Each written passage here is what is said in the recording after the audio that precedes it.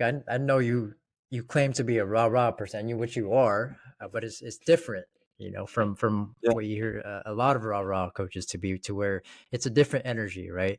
Not say it's better or worse, but with your energy and your EQ that you currently have, is that something you worked on, or like prior, where you like did you not have it and then you built to it, or you're born with it? 100%, man. Like, this is the area of space that I've grown the most as a man, as a human being, because early on in my coaching career, I would lose my voice all the time. And that's a problem. If you can't talk, literally, physically, because your vocal cords are so inflamed of you yelling all the time, then you can't really execute your job properly.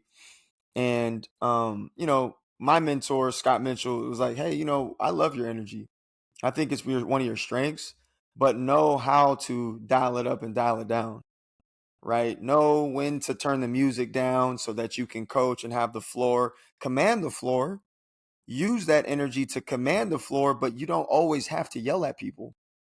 And I think a lot of that comes from my football background, always being energetic, always being hype, always being an emotional leader on every team that I was on.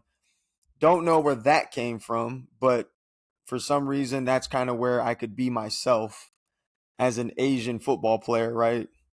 And people responded to it, right? So as we are shaped by our experiences that are successful, I applied that to my coaching opportunities early on in my career, and just found that, based off of feedback, pro athlete feedback, like, Mike G, you don't always have to yell at me, bro.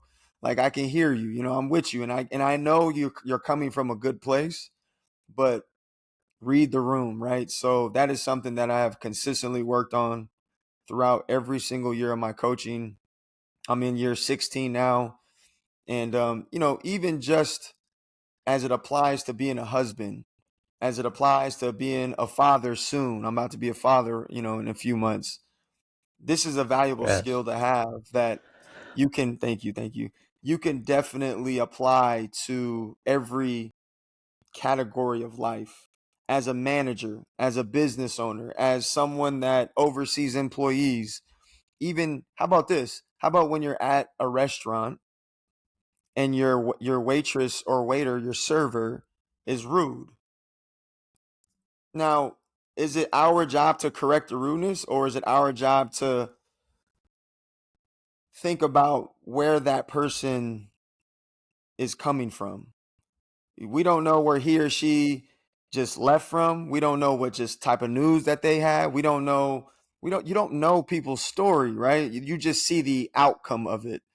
And quite frankly, in my opinion, at the end of the day, as long as my food is warm or hot and it tastes good, service, is something that you can let people slide on. But I've seen like full-fledged arguments and damn near physical fights over bad service, and I'm just like, who is that worth my time, and is that really worth their time?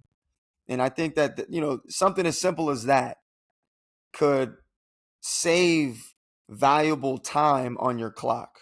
Because at the end of the day, we're always consistently fighting stress, right? And the less stress that we can incur, the more life we're going to live at a happy, consistent level.